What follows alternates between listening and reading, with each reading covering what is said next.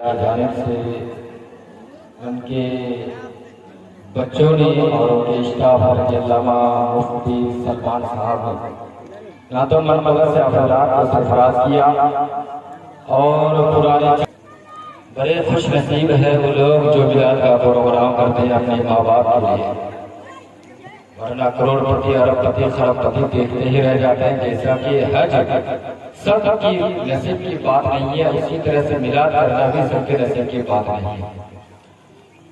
बहरहाल अल्हम्दुलिल्लाह लज़ी अतअल अखलाक वल अर्दी वस्सलातु वस्सलामु अला मन काना नबिय्युन व आदमु बैनल माइ वत तैर सदक़ल्लाहु मौलाना अज़ीम व बल्लगना रसूलुहुन नबिय्युल अमीनुल वकीलुल मुबीनुल मुक़ीनुल करीम व नहनु अला ज़ालिका मिनश शाहिदीन वश्शाकिरीन वल्हम्दुलिल्लाहि रब्बिल आलमीन व बिल वालिदैनि ihsana सदक़ल्लाहु मौलाना अज़ीम व बल्लगना रसूलुहुन नबिय्युल अमीनुल वकीलुल मुबीनुल मुक़ीनुल करीम व नहनु अला ज़ालिका मिनश शाहिदीन वश्शाकिरीन वल्हम्दुलिल्लाहि रब्बिल आलमीन। एक मर्तबा आवाज़ बुलंद दुरूद शरीफ पढ़िए। अल्लाहुम्मा सल्लि अला सय्यिदिना व मौलाना मुहम्मद तब्बिल क़ुलूब दवाइहा व आफ़िल अब्दान व शिफ़ाइहा व नूरिल अब्सारि व ज़ियाइहा। हज़रात, ये सारे सवाब का प्रोग्राम है, मिलाद है। आज अक्सर व बेशतर इस इलाके में प्रोग्राम मिलाद जलसा होता है, लेकिन हमारी बात थोड़ी सी कड़वी होगी। मस्जिद में लोग जाना नहीं चाहते हैं, आखिर वजह क्या है? एक बात बताओ, हमारी दौलत का सबसे पहले अगर हकदार है तो वो कौन है? माँ बाप। मगर आज बड़ी अफसोस की बात है कि हम मदारिस के नाम पर चंदा दे देते हैं, मसाजिद के नाम पर तो चंदा दे देते हैं, मगर बूढ़े बाप के पास बैठने के लिए 10 मिनट का टाइम हमारे पास नहीं मिलता। बूढ़ी माँ के पास 10 मिनट बैठकर गुफ्तगू करने के लिए हमारे पास टाइम नहीं है।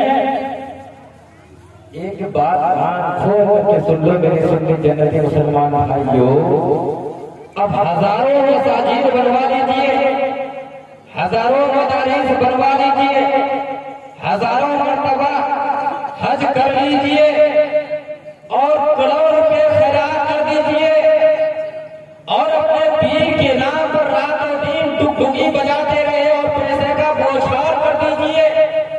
रातों दिन नमाज पढ़िए, तहज्जुद भी पढ़िए, मगर मेरे दोस्तों बुजुर्गों, अगर आपके माँ बाप नाराज है तो आपकी कोई इबादत काबिल कबूल नहीं। अगर आपके माँ बाप नाराज है तो आपकी इबादत काबिल कबूल ही नहीं है। एक साहबी रसूल सरकार सल्लल्लाहु अलैहि वसल्लम की खिदमत में हाजिर थे और अर्ज करने लगे, या रसूलल्लाह सल्लल्लाहु अलैहि वसल्लम, मैं जिहाद करना चाहता हूँ, दीन इस्लाम की खातिर मैं अपनी जान कुर्बान करना चाहता हूँ, लड़ना चाहता हूँ इस्लाम की खातिर। तो सरकार ने सबसे पहले क्या कहा उस साहबी से, क्या तेरी माँ जिंदा है? हाँ। तो सरकार दो आलम सल्लल्लाहु अलैहि वसल्लम ने फरमाया, क़ाला फल्ज़िमहा फ़इन्नल जन्नता इंदा रिजलिहा। आप उसे लाज़िम पकड़ो, क्योंकि जन्नत नहीं और नहीं तुम्हारी माँ के कदमों तले जन्नत। अल जन्नतु तहता अक़दामिल उम्महात, जन्नत माँ के कदमों तले है और हम ढूंढ रहे हैं हजारों में मिल जाएगी। भाई, अगर जन्नत जाना चाहते हैं तो पहले माँ के कदमों से वाबस्ता हो जाए। अगर जन्नत जाना चाहते हैं तो बाप के कदमों से वाबस्ता हो जाए, क्योंकि माँ के कदमों तले जन्नत है तो बाप जन्नत का दरवाजा, बाप जन्नत का दरवाजा है। अच्छा, एक बात याद रखिए,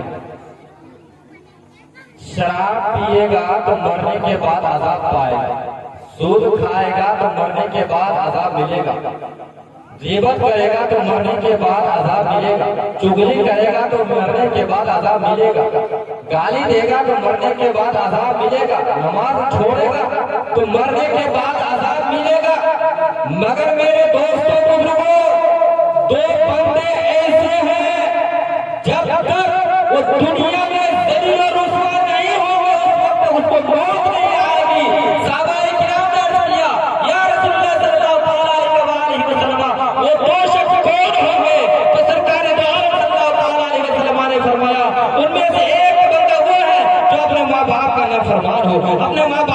गुस्ताख हो, अपने माँ बाप को परेशान करता हो, अपने माँ बाप को सताता हो, जब तक वो दुनिया में जलील और रुसवा नहीं होंगे उस वक्त तक उसे मौत नहीं आ सकती। बेशक बेशक उस वक्त उसे मौत नहीं आ सकती।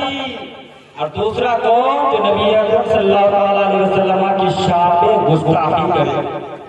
दो मुफ्तियां बैठे हुए हैं, पूछ लीजिएगा माँ बाप के गुस्ताखों को और नबी की शान में जो तौहीन करे, जब तक दुनिया में जलील और रुसवा नहीं होंगे तब तक उसे मौत नहीं आ सकती। इसलिए मेरा कहना है, अगर आप इज्जत चाहते हैं, अगर आप दौलत चाहते हैं, अगर आप शोहरत चाहते हैं, तो अपने माँ बाप के कदमों से लिपट जाए।